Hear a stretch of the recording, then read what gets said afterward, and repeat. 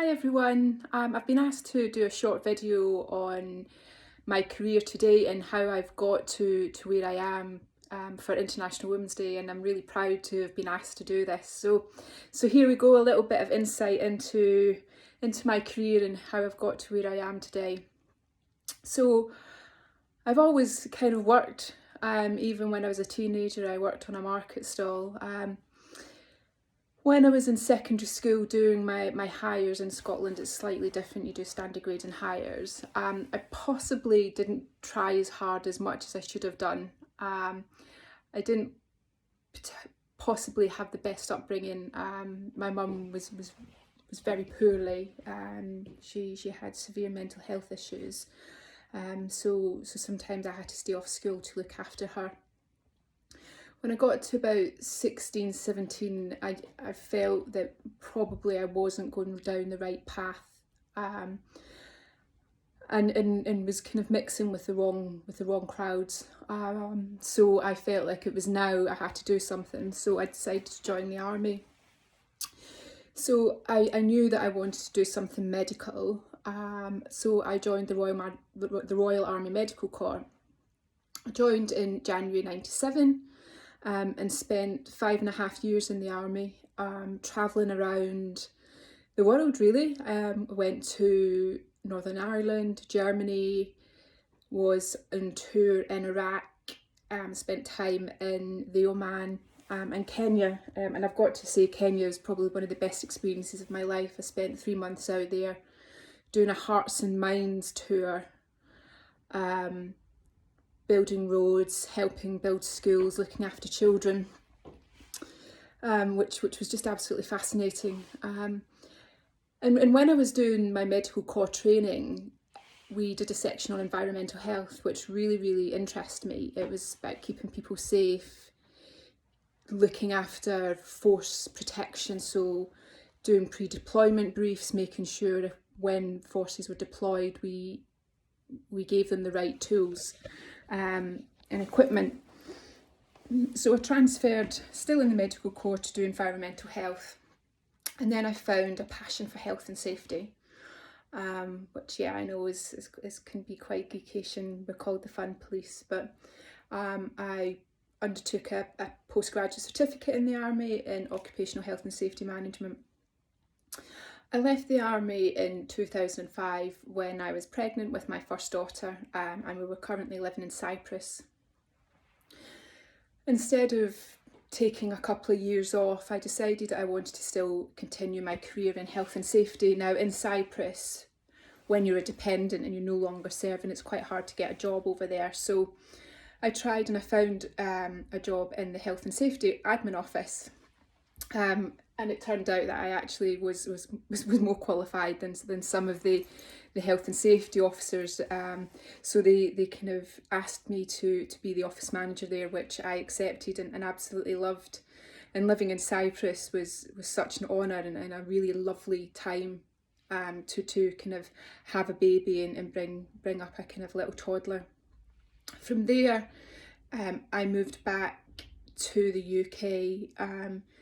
Unfortunately, it was kind of sad times. The reason I had to move back to UK, I'd lost my mum quite suddenly. So managed to settle myself and my daughter while my husband at the time was still working in Cyprus, and found a job in an immigration detention centre. So the immigration detention centre was north of Bedford, called Jarlswood, and it was the only one in the country that held females and families, so it was very controversial. I initially started there as a health and safety officer, got promoted to health and safety manager, and then promoted again to quality assurance and compliance manager. And Serco were the company that were running it, but they were on contract with the Home Office. So part of my role was to ensure that we were contract compliant, so we weren't kind of getting fined for things that we shouldn't be doing.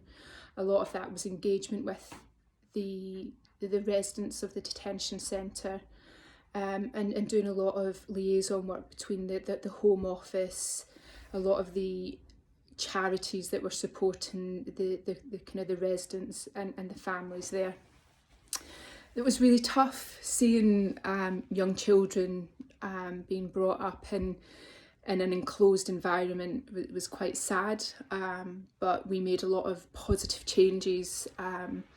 When I first started, it was almost like a Cat C prison, so you had to go through a number of locked doors to get down onto some of the units.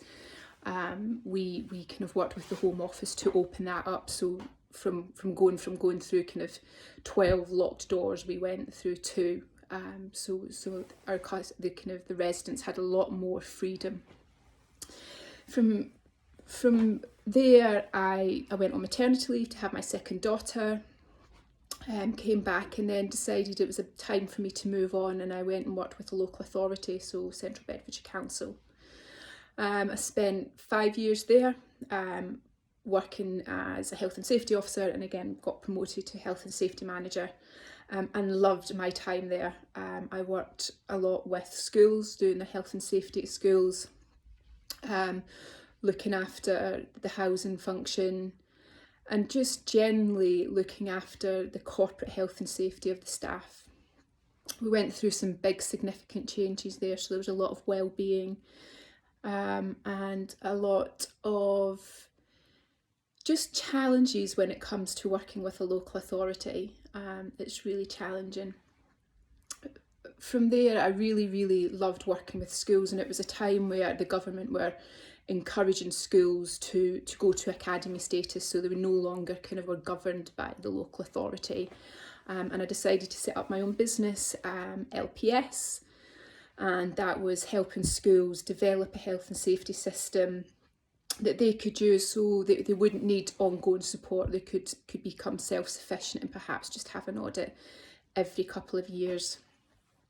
Whilst I was doing that, I also got into housing and did a lot of work with Homes for Haringey as the head of health and safety, and then looking at bringing the Haringey Council health and safety team into one service, because a lot of it was mixed service.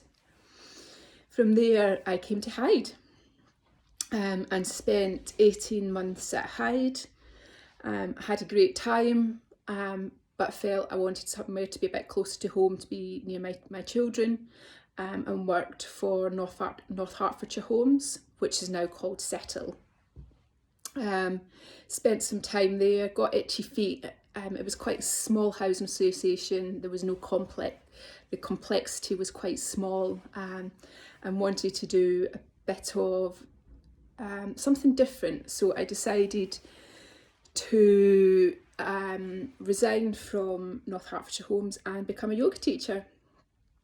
So I trained to be a yoga teacher with Cam Yoga over in Cambridge. That training was about 3 months intensive, but I absolutely loved it, and really felt that yoga was something that I could put into all aspects of my life and my career. Whilst I was doing my yoga teacher training, housing was still calling out for me, so I was lucky enough to meet up with Neil Ackrell, who was working at Optivo, and went and worked with him for a few months. He then left and came to Hyde, and I spent about another 9 to 10 months at Optivo. And then I met up with Neil for a coffee, who said, Liz, who's got great positions and at Hyde. The day I left Hyde, I always thought that I would come back, and here I am back at Hyde, and what an organisation it is, and what a privilege it is to be with such a dynamic, forward-thinking organisation. It's been tough, and I think it's probably been tough being a woman as well, particularly when I was serving in the army. And me being me, I'm very competitive, so would never let me being a girl get in the way of kind of all the exercises that we had to do. But I've absolutely loved my career and still enjoy it, and I think Hyde is such an amazing organisation to work for. And I think celebrating International Women's Day is just fantastic. And again, it just shows the ethos of Hyde. and how it just respects everybody. If anybody wants to hear any more about my career or anything else, please just get in contact. I'd love to help anybody kind of progress throughout their career. Thank you so much for listening to me. I hope I've not bored you too much and you've had a little snippet into my life. Take care now. Bye.